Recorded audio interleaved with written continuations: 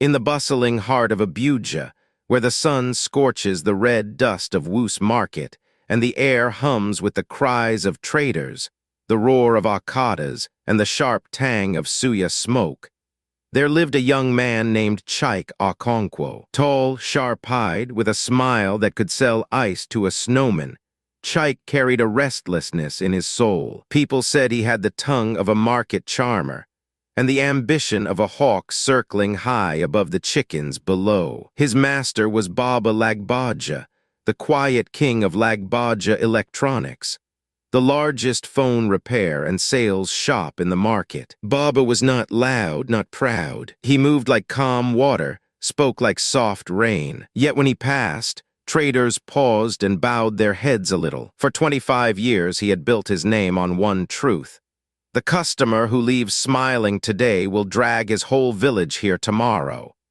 Phones came to him broken, screens shattered, boards burnt, batteries dead, and left singing like new. Apprentices came and went, but Baba kept only those who could swallow patience like bitter leaf and still smile. Chike arrived at 19, sent from his village in Anambra after his father's death left only debts and tears. His mother pressed a small bag of Gary into his hands and whispered, "My son, the city devours the hasty. Learn slowly, grow strong."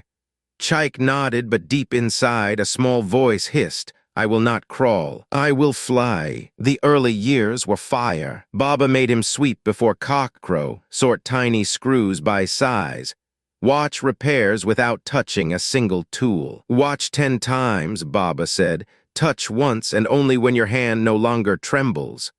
Chike watched. He learned to smell a burnt charging port from across the room. He learned which importers sent real screens and which sent beautiful lies. He learned how Baba calmed furious customers, offering cold minerals, speaking softly, sometimes fixing a phone for free if the customer had been cheated elsewhere. Slowly, trust grew. By year 4, customers asked, "Where is Chike?" By year 5, Baba let him handle big orders alone. But something dark took root in Chike's heart, like a weed pushing through concrete. He saw the thick envelopes of cash, the crates of new phones, the quiet way Baba sent money home to build a school. Chike's own savings were thin. His mother still hawked tomatoes under the village sun. Dreams began to haunt him. Big shop, big car, big name. Late one night, as generators coughed themselves silent and market lights dimmed, Emeka slid onto a plastic chair beside him. Emeka had been with Baba longer, but had never risen high. His eyes were always red at the edges, his laugh too sharp. "You want more, Abai?" Emeka whispered, lighting a cigarette. Chike stared at the stars. Who doesn't? Emeka's laugh was low, like a snake sliding through grass. "Baba will never make you partner. His sons are in America, sending dollars. This shop will be theirs. You will die calling him sir." The words sank deep like poison in a well. From that night, Emeka became a shadow friend. They spoke in corners, in low voices during slow afternoons. Emeka knew people, importers who sold phones direct from container. No receipts, no questions. Phones that had fallen off trucks.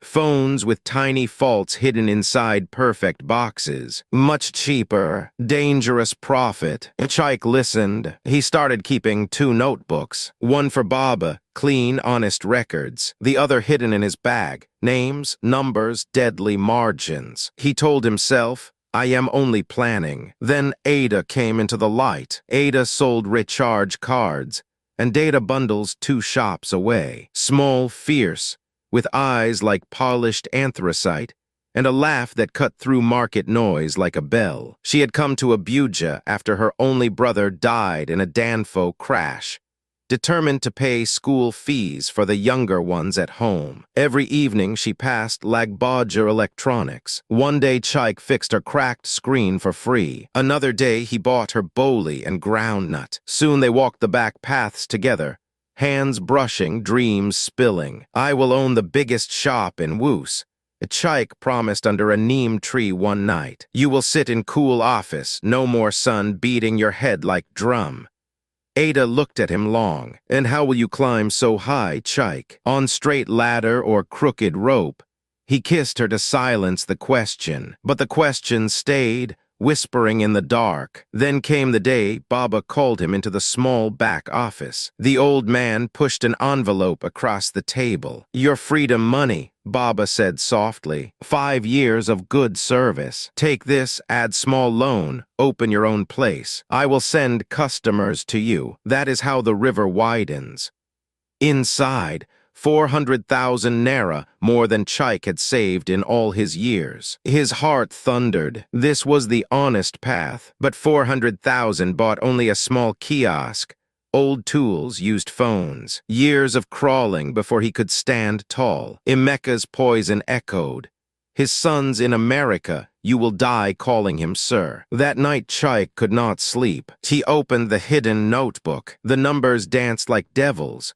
Buy cheap, sell high, no waiting for Baba's slow permission. In 1 year, millions. In 2, marriage, house, car, pride. He chose the crooked rope. Over the next weeks, he moved like a thief in his own life. He photographed Baba's supplier list. He memorized passwords. When Baba traveled to Onitsha for a family burial, Chaik stayed to mind the shop. That weekend, he met Emeka's importer in a dim hotel bar in Garki. He used the freedom money plus a dangerous loan from a Shylock called Iron Hand to buy 3 cartons of brand new Samsungs and iPhones. Boxes perfect. Insides mixed with clever fakes. He told himself, just this once, to start big. When Baba returned, Chaik resigned with tears he forced into his eyes. Baba, you have been father to me, but a man must stand on his own legs. Baba looked at him a long, long time. The river that forgets its source will dry up before it reaches the sea, he said quietly. But he shook Chaik's hand and blessed him. Chaik rented a bigger shop 3 rows away. Glass front, bright LEDs flashing. Chaik Tech World original phones 100% guaranteed. He hired 2 village boys, paid them peanuts. Launch day was loud. DJ, free drinks, Instagram influencers. Ada helped paint the walls sky blue. She looked around the shining space and said nothing, but her eyes were heavy. The first month was sweet wine. Phones flew off shelves. Customers loved the lower prices. Chaik posted cash stacks, new outfits, gold chain. He sent money home. His mother danced on the phone. He bought Ada a ring on credit. She said yes, but her smile was thin. Then the shadows began to creep. First, small complaints. A phone heating like pepper soup. A battery dying in hours. Chaik swapped them quietly, blamed factory fault. But more came. Screens turning green. Speakers crackling. One phone exploded in a woman's handbag on 3rd Mainland Bridge.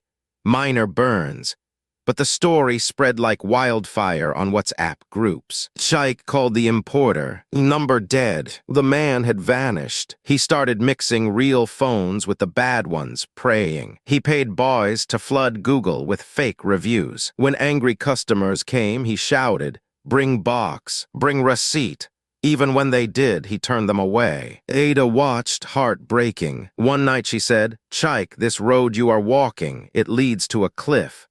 He shouted, "Do you think Baba became big by being soft? This is how men rise." She left in tears. He did not follow. The market began to whisper. Old friends looked away. Baba Lagbaja never spoke against him.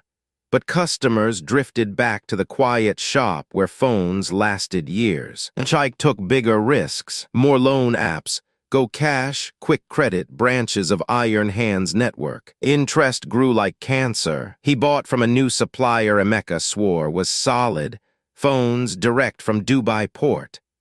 Actually refurbished in Computer Village, reboxed, serial numbers cloned. Money flowed again. He bought a second-hand Camry. Rented a flat in Guaranpa, threw parties that shook the walls. Emeka moved in. Nightly beer, girls, music till dawn. But strange things started. Anonymous calls at midnight. heavy breathing, then a whisper, "Thief." Parcels left at the shop door with no sender, dead batteries, cracked screens. One night Chike found his car tires slashed. He told himself it was jealous competitors. He grew paranoid. He checked locks twice, thrice. He stopped sleeping well. In dreams, he saw Baba's quiet eyes watching him. Then came the night that twisted everything. Emeka came home drunk, eyes wild. Big opportunity, he slurred. One last container. Stolen direct from a Papa port. Pure original. We split 50-50. Clear all debts, disappear rich. Chike's stomach turned. Stolen. Police will trace. Emeka laughed. Police eat money like Gary. We pay small, they look away. Trust me. Something in Emeka's eyes was wrong. Too hungry, too cold. Chike refused. The next morning, Emeka was gone. So was the spare shop key. So was 23,000 from the safe. That same afternoon, a young man named Tund bought an iPhone 15 Pro Max. Full cash.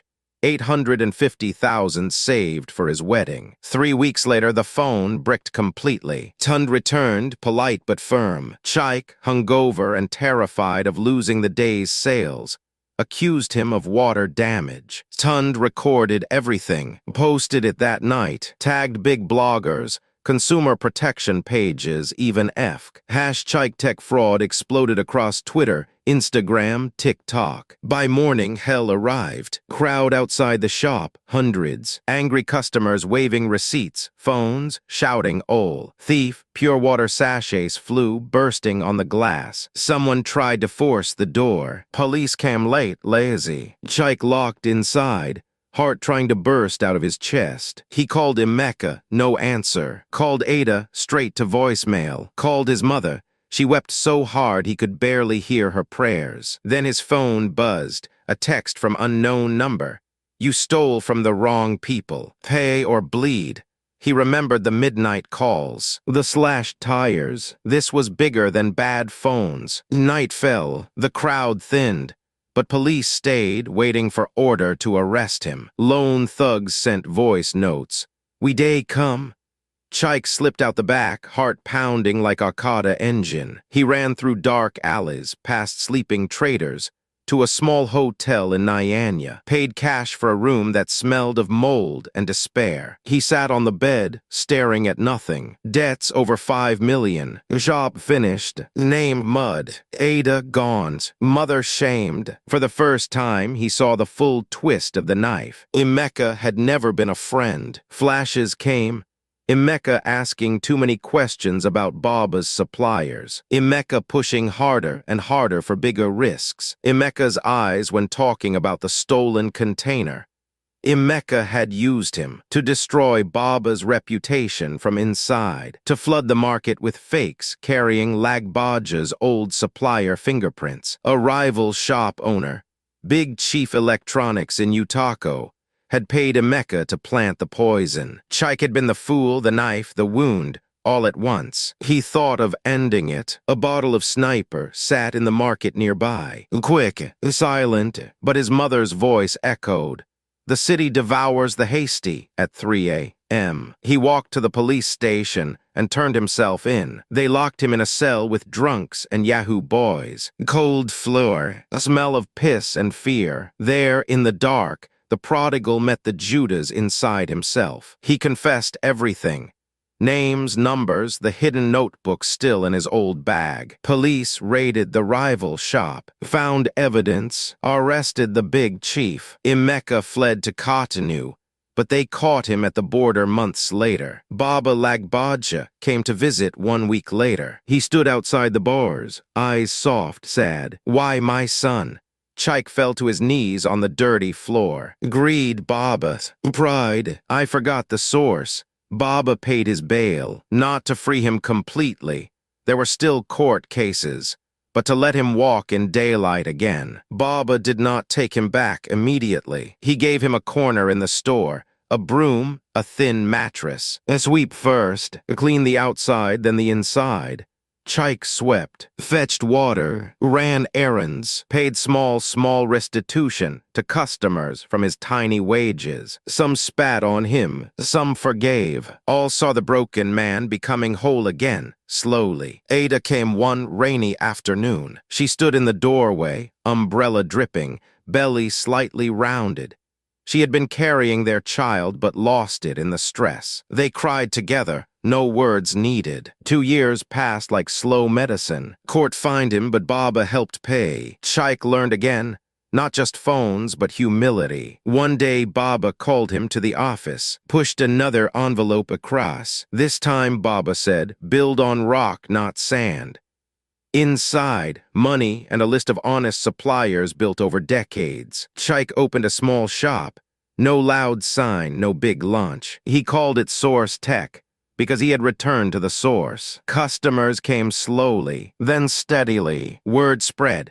The boy who fell and rose again sells clean goods. Ada worked beside him. They married quietly in the village, Baba giving the bride away, tears in his old eyes. Years later, apprentices gathered around Chike in the evenings, listening. He never hid the darkness. The man who climbs by cutting the ladder beneath him, he would say, will hang in the air when the wind blows. Lessons from the twisted path of Chike 1. Betrayal begins as a whisper in the heart, long before it becomes action. Guard your thoughts like a farmer guards seed. 2. Shortcuts are sweet at the mouth, but bitter in the belly. They lead not to the top, but to the pit. 3. A friend who pushes you toward darkness is no friend. He is a snake wearing human skin. 4. Pride builds palaces of air. Humility builds small houses that withstand storms. 5. Shame is a heavy load, but confession is the wheel that makes it movable. 6. No night lasts forever. Even the deepest pit has a rope, if you reach for it. 7. The prodigal returns and is welcomed. The Judas hangs himself in regret. Choose return over rope. 8. A good name lost can be found again, but only through fire and time. 9. Greed is a fire that warms you for a moment and burns your house forever. 10. The river that remembers its source flows strong to the ocean. Forget, and you become a dry gutter. My brothers and sisters, let this story settle in your spirit like good palm wine, sweet, strong, lasting. If it gripped your heart, if it made you pause on your own path, then do not let the lesson end here. Subscribe to this channel for more tales from our soil. Stories woven with wisdom, warning, and redemption. Click the bell, share widely, tell your people. Together we walk the straight path. The source never dries for those who return.